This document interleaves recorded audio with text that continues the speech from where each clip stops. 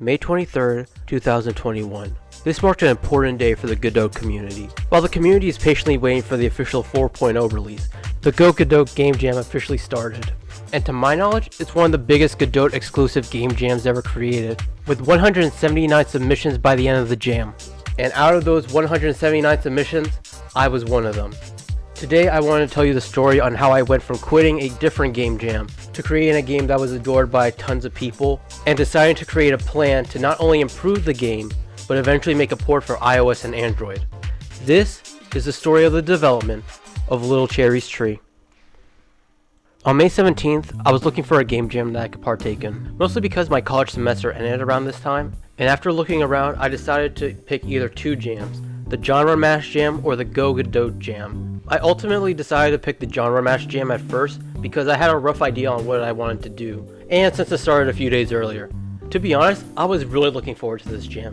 I started drawing some sprites for the jam so I could just focus on coding when it officially started. I wrote down some plans on what the mechanics would be like. I felt like this was going to be a great game and help show off my creativity and skills.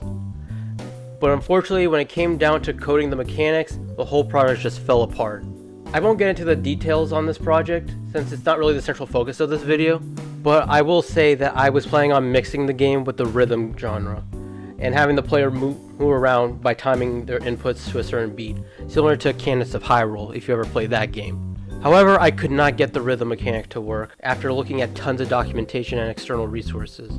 And ultimately, after 3 days of working on it frustratingly, I couldn't take it anymore. I had to throw in the towel and give up on the project, and eventually leaving the game jam.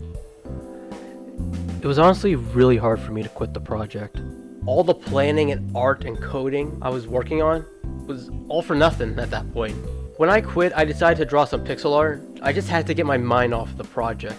During that time, I drew a little cherry character with green overalls and a yellow watering can. And something about this character kind of inspired me, thinking of what I could do with this little cherry character. Just out of curiosity, I looked at the GoGodot Jam just to see what the theme was, since at the time it started. And it turns out the theme was growth, and I was like, yeah, I can make this work.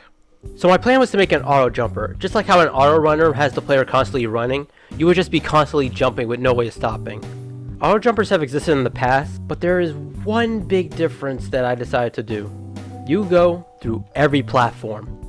Wait, hold on a second, what? As revolutionary as this mechanic is, it wouldn't be very fun if the player was constantly falling to their death.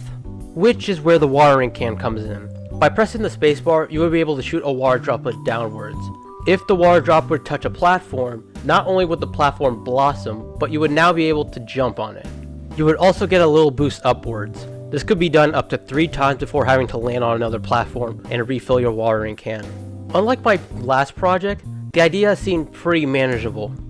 Getting the player to jump wasn't difficult at all since I've done personal projects that involved platforming. However, I was having difficulty generating the platforms. After looking at some sources in the Godot API, I was able to use the rand range function to help generate the platforms. When the scene starts, the game randomly spawns several platforms somewhere in between the leftmost and rightmost part of the screen. I also used the rand range function to determine how high the next platform should be. After that, whenever a platform goes below the screen, it destroys itself and spawns a new platform. This code is a lot more complicated than that, especially when I started spawning enemies, but this is the TLDR version of it. God, I'm such a nerd. Once that was taken care of, I started working on the water mechanic, and I was surprised to see that I was able to make it work exactly as I wanted to. It was then time to work on making the enemies. Making good enemy AI isn't really my strong suit if I'm going to be honest, so I wanted to make them as simple as possible.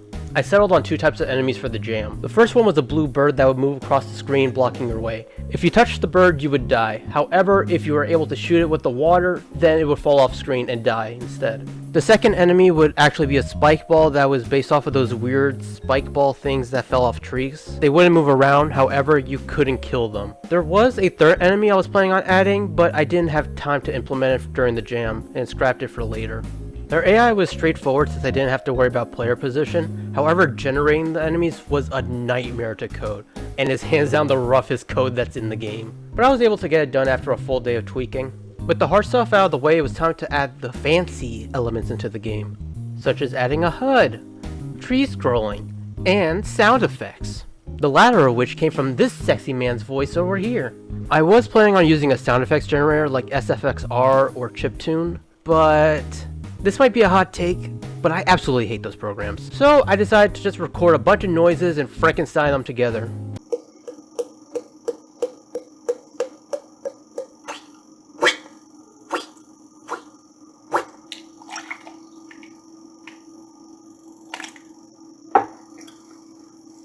I feel like I got some of that on my pants. In the end, I thought they actually turned out pretty good, and way better than anything I could have produced in those other programs. After finishing all the sound effects, I started working on more advanced UI elements, such as the result screen and the title screen. UI elements aren't really my thing, so I was working extremely hard to make sure the art style still matched with the characters. It was at this point where I came up with the title for the game, Little Cherry's Tree.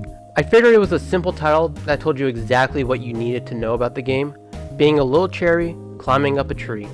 And I figured it was better than having some cringy growing pun. The last thing I worked on was adding music for the game. I didn't know anyone that could help me with the music, and I was honestly too shy to ask anyone for help in the jam, so I ended up doing the music myself. Now I do think I have good melodies in my head, but I always fail to put it on paper, or in this case, the piano roll. It literally took a whole night for me to get a song that I genuinely liked, and I think the results are pretty good. It's no Toby Fox, but it's definitely not terrible. After that, I imported the song into the game and spent an hour figuring out how to make the song loop, and spent another 2 hours trying to fix the sound mixing. Never used the Audio Stream Player 2D for music. The final day was just fixing bugs and exploring the game. I only had time to make 2 versions, a browser version and a Windows version, with a custom icon to fit. I made a Windows version with a custom icon to fit. Okay, someone in the comments please tell me what I'm doing wrong. I know I'm not the only one with this issue. They play exactly the same, so you don't have to worry about version differences. I was planning on making a Mac version, but I decided against it since I don't have a Mac to test it on. Once those 2 versions were created, I uploaded them to itch.io and submitted to the GoGodot Game Jam. When I submitted the game, I was afraid that people would criticize it for being too simple or think it was just boring. But I was surprised to see so much positive feedback. A bunch of comments were loving the pixel art and simple yet addicting gameplay. Some people even liked the music I made for the game. To be honest, I was filled with so much joy, and yet overwhelmed at the same time. I was honestly not expecting to get so much praise for my game. When the results finally came in, Little Cherry's Tree got 46th place. 46th place out of 179 submissions. That is really impressive when you think about it. There are definitely some things I could have improved on with the game, and I did receive some valid criticism, but I was genuinely proud of this project, which any type of artist can say is a really hard feat to accomplish. I was originally planning on not continuing on Little Cherry's Tree, since I didn't think it'd be worth investing time on. But after seeing so much positive feedback, I decided to go full on in with continuing development.